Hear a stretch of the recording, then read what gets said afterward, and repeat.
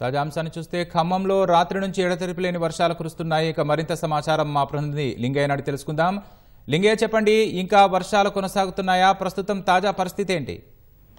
రాకేష్, ఉమ్మడి ఖమ్మం జిల్లా వ్యాప్తంగా భారీ వర్షాలు కురుస్తున్నాయి. నిన్న రాత్రి మొదలైన భారీ వర్షం ఇప్పటి వరకు కూడా ఎడతెరిపి లేకుండా ఉమ్మడి ఖమ్మం జిల్లాను మొత్తం ముద్ద చేస్తుందని చెప్పవచ్చు. ఖమ్మం, భద్రాద్రి కొత్తగూడెం జిల్లాలోని అన్ని ప్రాంతాల్లో కూడా భారీ నుంచి అతి భారీ వర్షాలు కూడా నమోదైన పరిస్థితి ఉంది. దాదాపు 10 గంటలుగా ఎడతెరిపి లేకుండా కురుస్తున్న వర్షాలతో వాగులు వంకలు పొంగిపొర్లుతున్నాయి. ఇప్పటికే ఖమ్మం జిల్లా నుంచి ఇటు మహబూబాబాద్ జిల్లాకు, అదేవిధంగా అటు ఏపీలోని కొన్ని ప్రాంతాలకు కూడా పూర్తిగా రాకపోకలు నిలిచిపోయిన పరిస్థితి ఉంది. వాగులు వంకలు పొంగిపొర్లుతున్నాయి. దీంతో ప్రధాన రహదారులు, రోడ్లపై కూడా భారీగా వరద నీరు వచ్చి చేరుతుండడంతో ఎక్కడికక్కడ రాకపోకలు నిలిపివేసిన పరిస్థితి ఉంది. కిలోమీటర్ల మేర ఉదయం నుంచి రాత్రి నుంచి వెళ్లాల్సిన వాహనాలన్నీ కూడా ఎక్కడికక్కడ నిలిచిపోయాయి.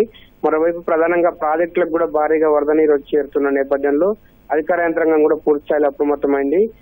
ఇటీవలే జూలై నెలలో బీభత్సం సృష్టించిన పెద్దవాగు మరోసారి ఆందోళన కలిగిస్తున్న పరిస్థితి.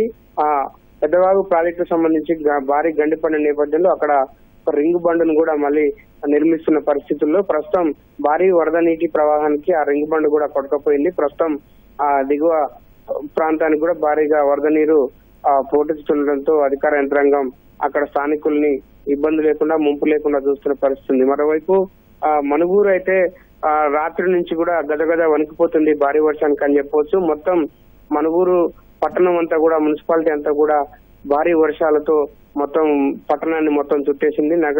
పట్టణంలోని అన్ని కాలనీలు పూర్తిగా వర్షపు నీటిలో, వరద నీటిలో చిక్కుపోయి దాదాపు 10 గంటలుగా విలవిల్లాడుతున్న పరిస్థితి. ఈ వరద ప్రవాహంతో మొత్తం కాలనీలే పూర్తిగా జలమయమయ్యాయి. ఎటు ఇంట్లో నుంచి బయటకు అడుగులేని పరిస్థితి, బయటకు రాలేని పరిస్థితుల్లో కొంతమంది ఇళ్ల పైకి వెక్కి తలదాచుకున్నారు. సామాన్లు కూడా కొట్టుకుపోయి వరదల్లో కొట్టుకుపోయిన పరిస్థితి. అశ్వాపురం మండలం సంబంధించి ఒక ఇద్దరు మేకల కాపర్లు కూడా కొట్టుకుపోయారు. దీంతో కొంత స్థానికంగా శోకసంద్రంలో కుటుంబీకులను కూడా ముంచేస్తున్న పరిస్థితి ఉంది.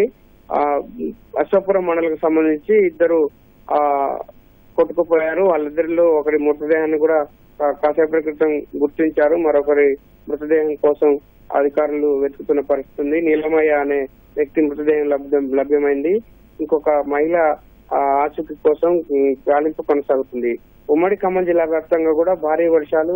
మరోవైపు ఖమ్మం నగరాన్ని కూడా రాత్రి దాదాపు 8 గంటల నుంచి ఇప్పటి వరకు కూడా భారీ వర్షం ముంచెత్తుతుంది. దీంతో ఖమ్మం నగరంలోని సగం నగరం అంతా కూడా పూర్తిగా జల దిగ్బంధంలో చిక్కుంది. ప్రధానంగా చివరి ప్రాంతాలే కాదు, ఖమ్మం నగరంలోని నడిబొడ్డున ఉన్న ప్రాంతాలు కవిరాజ్ నగర్, చైతన్య నగర్, అదేవిధంగా పాండురంగాపురం, దంసలాపురం కాలనీ, అదేవిధంగా ఇటు ఈ రఘునాథపాలెం వైపు ఉన్న కాలనీలు కావచ్చు, అటు దంసలాపురం వైపు ఉన్న కాలనీలన్నీ కూడా పూర్తిగా జల దిగ్బంధంలో చిక్కుని పోయాయి.